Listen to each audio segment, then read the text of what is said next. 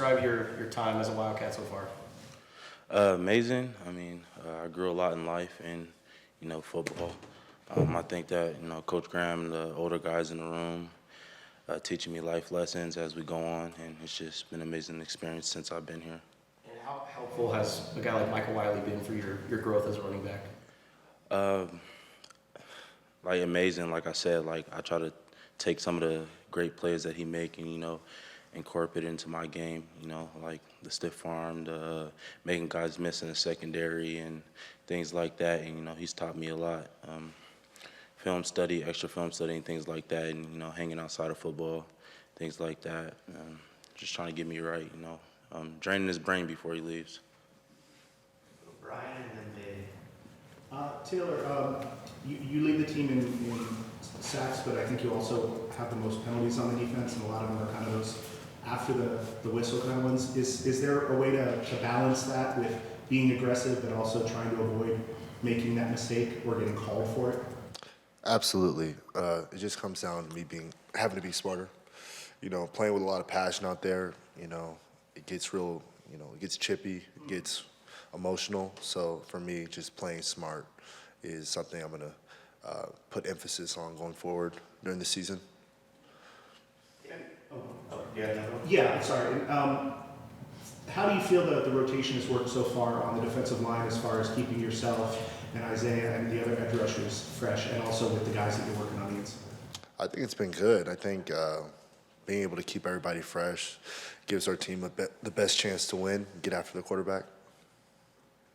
David and then Michael. About two questions for Jonah. Jonah, first of all, how would you describe your running style?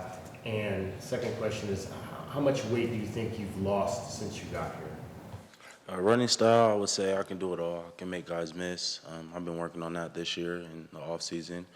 I can run through you, over you, and around you, and I can catch the ball. So I'm pretty much all around back.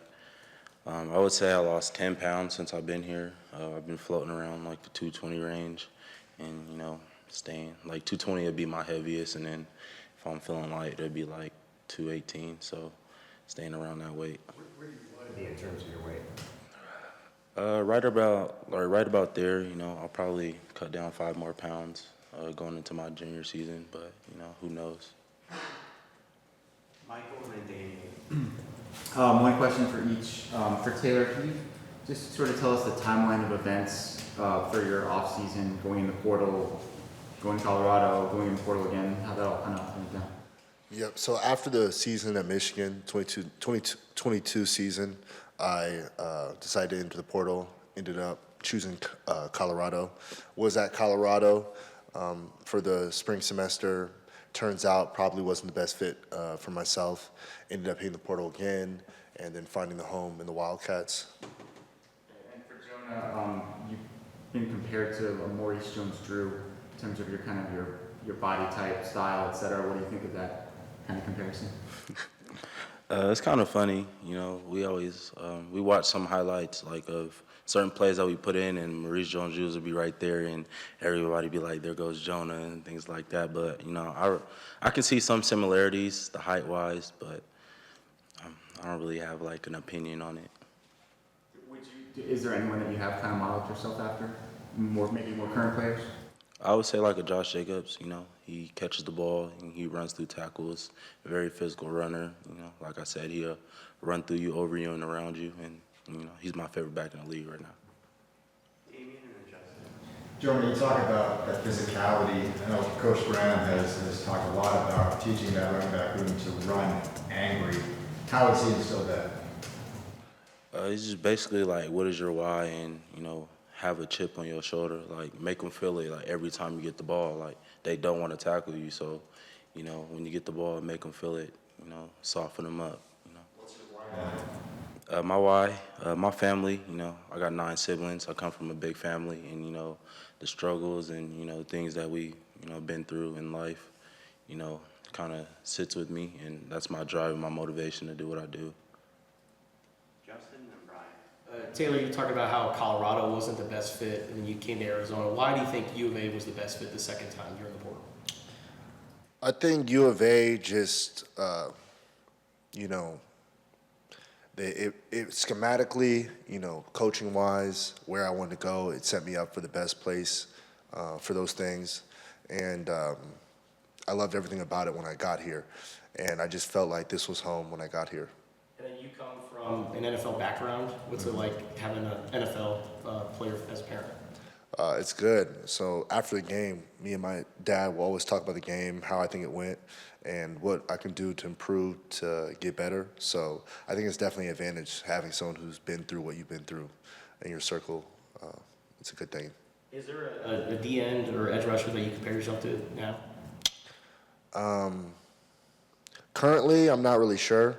I mean, there's a few guys I'd like to watch, but probably my pops. So that's probably the closest one. Brian and then Michael. Taylor, you're going from a team in Washington where their quarterback basically never took off. He stayed in the pocket, and now you're a guy that could run. How do you balance going from one to the next? You talking about for this week? Yes. Preparation, film watching. That's what I would say. Is it hard to kind of keep an eye on what the quarterback is doing, that he might take off, as opposed to just dealing with the guy that's blocking you?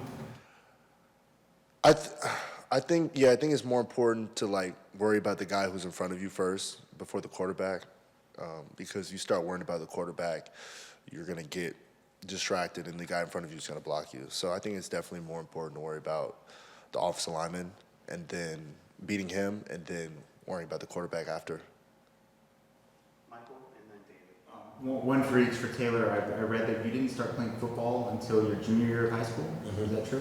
What were you doing in the meantime? Were you playing other sports? I was playing other sports. I played basketball, baseball, and then right around that age, I was like, you know what, I'm gonna give football a shot, and then it worked out. Sure.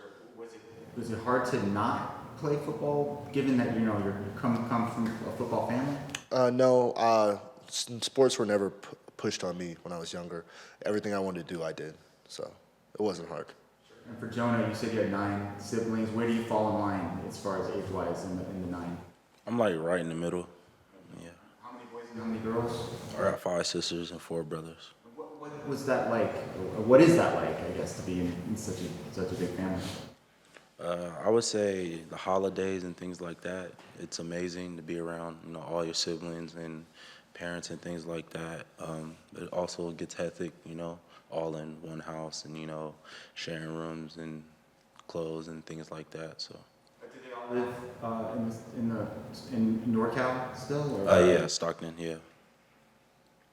David and then Justin for our last question. Taylor, obviously going into the Washington game, a lot of us knew the defense was playing well, but wanted to see it against a really high-powered offense. You guys kind of had a very similar performance to what you had prior to. What questions do you think you answered about yourselves with the performance you had against Washington? I think we show that we're a solid defense. I think we still have a lot of room to improve, and we know that. But we can definitely compete with the best players. It's just going out there and being consistent and doing it on a daily basis.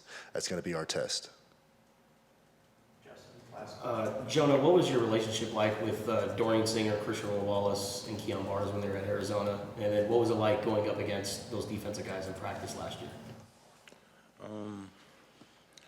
Those are my boys, but we ain't got friends this week, They on the other side and, we over here, so. And then what do you make of DJ Williams' truck? All right, so we got this little thing in the room where we label ourselves as cars, We call Mike like the Ferrari and, Speedy the Lamborghini, and then call DJ the Trackhawk, Trackhawk V8, go fast. And he's so big, he'll run through you and he would literally run past you. And it's we don't know how he do it, but I think DJ is the fastest on the team when they get rolling. But have you ever been in his truck before? Oh, you're talking about his truck. Oh, yeah. I have to literally jump in it, jump in his truck. I don't know how he do it, but I jump in it every time I get in it. Which car are you?